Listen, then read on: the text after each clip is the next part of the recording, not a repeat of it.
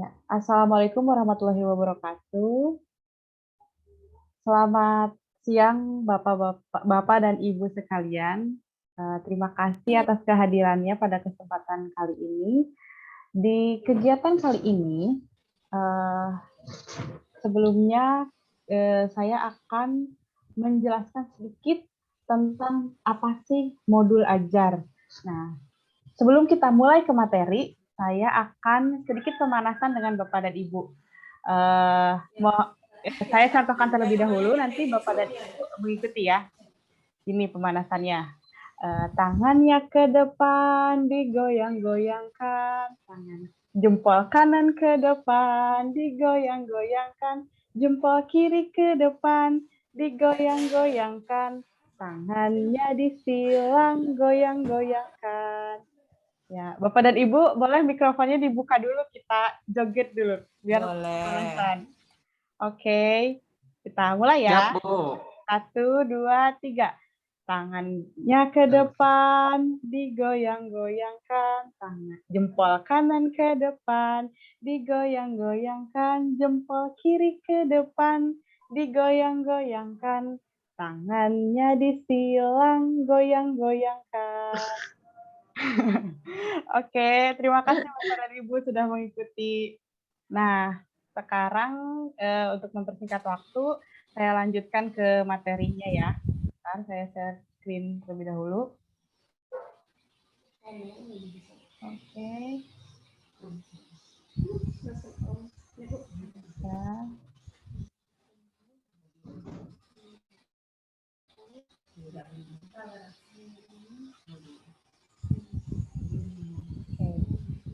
Nah, di sini saya akan menjelaskan sedikit. Sudah nampak Ibu di layar Bapak dan Ibu sekalian untuk PPT-nya? Sudah, Bu, sudah. Oke, kita mulai tentang konsep dan komponen modul ajar. Nah, sebelumnya Bapak dan Ibu ada yang sudah pernah mendengar atau membuat modul ajar itu seperti apa? Ada tidak? Atau sudah ada yang pernah mendengar modul ajar itu seperti apa sih gitu? Dalam kurikulum K13 itu ada atau tidak Ibu dan Bapak? Kira-kira? Menurut saya, Bu, Ya. menurut saya baru dengar saja, baru wacana mungkin ya. Karena di kurikulum 2013 itu tidak dikenal itu ada modul ajar. Menurut yang saya dengar, yang saya baca itu modul ajar itu pengganti RPP begitu, Bu, kalau tidak salah ya. Nah, betul sekali Pak, bahwa modul ajar itu di K13 kita menyebutnya dengan RPP atau rancangan pembelajaran, hanya berganti nama saja. Nah, kita mulai ke konsep pertama, bahwa modul ajar itu adalah sejumlah alat atau sarana media, metode, petunjuk, dan pedoman yang dirancang secara sistematis dan juga menarik. Nah, modul ajar ini merupakan implementasi dari alur tujuan pembelajaran yang dikembangkan dari CP atau capaian pembelajaran dengan profil pelajar Pancasila.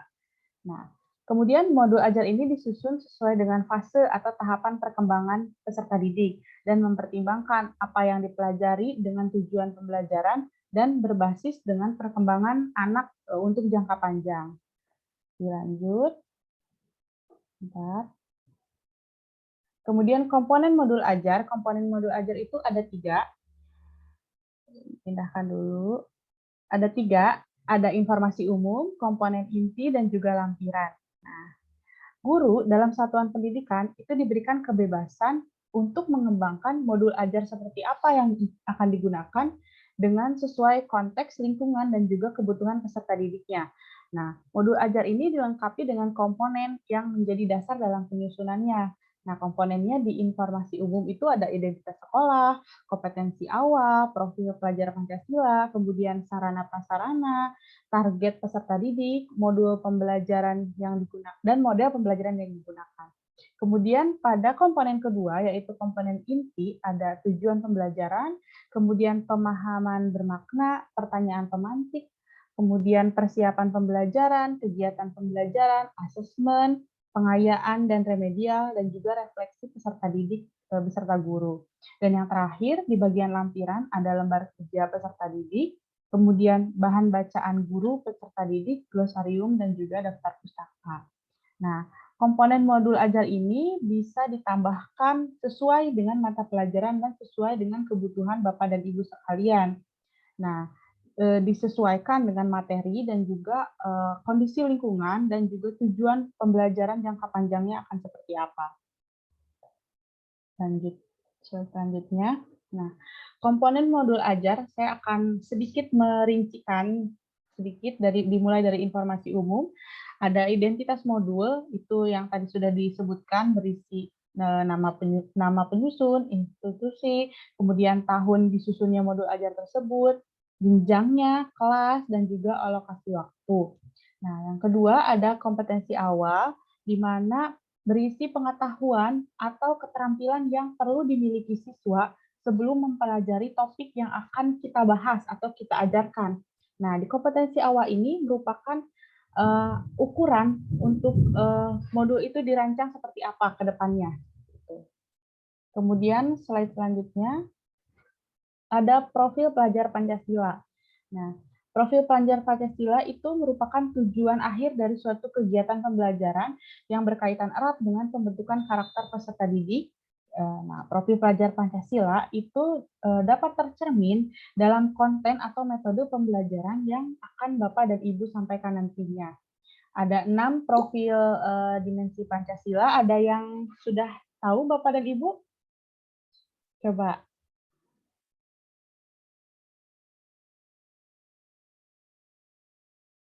Coba Pak Ahmad tahu 6 dimensi profil pelajar Pancasila atau Bu Puspa dan Bu Ayu? Bagaimana?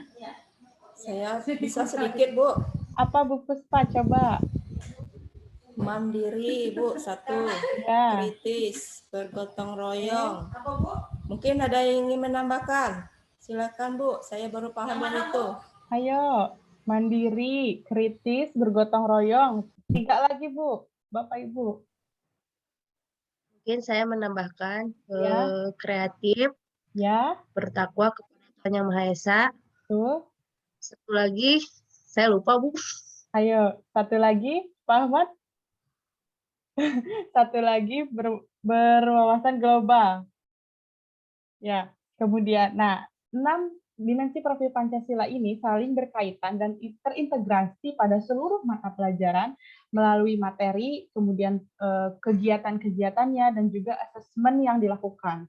Nah, kemudian informasi umum yang keempat yaitu sarana dan prasarana. Sarana itu merupakan alat dan bahan yang akan digunakan oleh Bapak dan Ibu, sedangkan prasarana itu termasuk dalam inti sumber bahan ajar yang akan Bapak Ibu gunakan, yang relevan digunakan dengan pembelajaran yang dilaksanakan. Kemudian ada target peserta didik. Nah, target peserta didik ini ada 3 target. Yang pertama, peserta didik umum, yaitu yang tidak mengalami kesulitan sama sekali dalam mencerna ataupun memahami materi ajar. Yang kedua, ada peserta didik dengan kesulitan belajar yang memiliki gaya belajar terbatas, hanya satu gaya, misalnya peserta didik ini cenderung untuk lebih cepat untuk pembelajaran secara audio kah, atau visual, seperti itu. Kemudian yang ketiga ada peserta didik dengan pencapaian tinggi, yaitu peserta didik dengan kemampuan memahami yang cepat dan juga mampu mencapai keterampilan berpikir keras atau tinggi, misalnya mampu menjawab soal-soal yang HOTS dan memiliki keterampilan memimpin gitu, memimpin peserta didik yang lainnya. Kemudian ada model pembelajaran. Model pembelajaran itu adalah kerangka pembelajaran yang memberikan gambaran sistematis pelaksanaan pembelajaran. Model pembelajaran dapat berupa model pembelajaran tatap muka, ataupun yang saat ini sering kita lakukan, yaitu pembelajaran jarak jauh atau daring, dan pembelajaran antara daring dan juga tatap muka, atau menggunakan blended learning, seperti itu. Selanjutnya, masuk ke komponen inti. Nah, di komponen inti yang pertama itu ada tujuan pembelajaran. Nah, tujuan pembelajaran ini ditentukan dari CP, dari capaian pembelajaran. Nah, tujuan pembelajaran ini harus mencerminkan hal-hal penting dari pembelajaran dan harus bisa diuji dengan berbagai bentuk asesmen sebagai cara kita seorang guru mengetahui sejauh mana sih pemahaman peserta didik. Nah, tujuan pembelajaran menentukan kegiatan belajar, sumber daya yang digunakan, kesesuaian dengan keberagam murid, dan metode asesmen yang digunakan. Kemudian yang kedua, pemahaman bermakna. Nah, pemahaman bermakna ini adalah informasi tentang manfaat yang akan peserta didik peroleh setelah mengikuti pembelajaran. Nah, contoh kalimat pemahamannya itu manusia berorganisasi untuk memecahkan masalah dan mencapai suatu tujuan. Kemudian makhluk hidup beradaptasi dengan merubah habitat atau kebiasaannya seperti itu. Lanjut, ada pertanyaan pemantik. Nah, pertanyaan pemantik ini dibuat guru untuk menumbuhkan rasa ingin tahu dan kemampuan kritis di dalam peserta didik. Nah, bisa dengan pertanyaan, misalnya, apa ya, kita sebagai guru bahasa Indonesia misalnya saat mengajarkan materi cerpen, apa yang membuat sebuah cerpen menarik untuk dibaca? Nah, nanti kan peserta didik akan terpacu untuk terstimulus dengan pertanyaan tersebut untuk menjawab, kira-kira bagaimana sih, apa sih cerpen yang menarik bagi peserta didik? Nah, peserta didik akan mengungkapkan bahwa cerpen yang menarik bagi peserta didik itu yang seperti apa, yang sesuai dengan keinginan atau kemampuan peserta didik itu seperti apa, cerpennya seperti apa, gitu. Nah, kemudian ada yang keempat, kegiatan pembelajaran.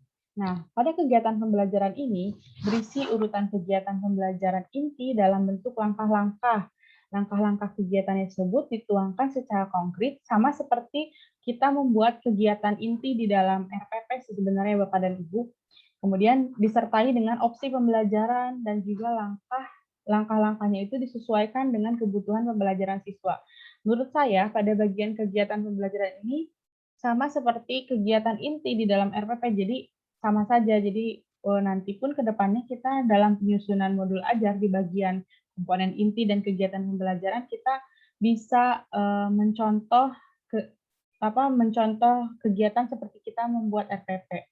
Kemudian langkah kegiatan pembelajaran ini ditulis secara berurutan sesuai dengan durasi waktu yang sudah direncanakan, meliputi 3 tahap, yaitu pendahuluan, inti, penutup, dan berbasis metode pembelajaran aktif seperti itu. Dan pada kurikulum sekolah penggerak ini dimungkinkan untuk kegiatan pembelajaran ini harus student center atau berpusat pada siswa. Jadi kita sebagai guru hanya sebagai fasilitator di dalam kelas, seperti itu, hanya yang membimbing dan mengarahkan siswa saja. Nah, kemudian ada asesmen.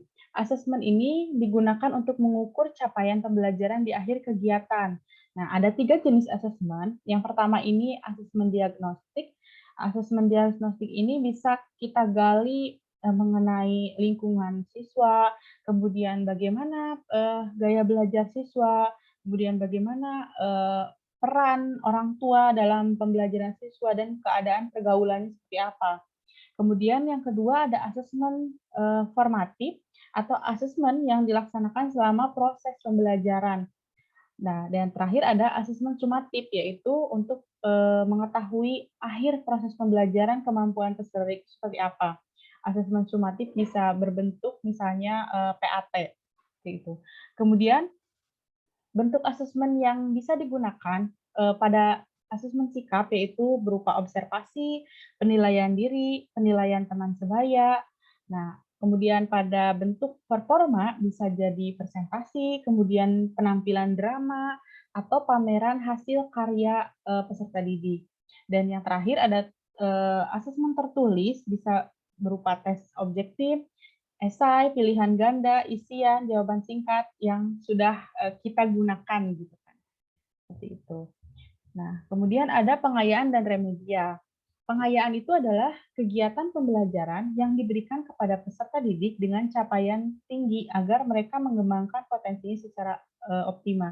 Jadi peserta didik yang sudah memperoleh kemampuan atau mempunyai kemampuan yang sudah sesuai dengan kriteria itu diberikan pengayaan untuk menambah lagi pengetahuannya agar lebih mengembangkan potensi yang ada di dalam diri peserta didik.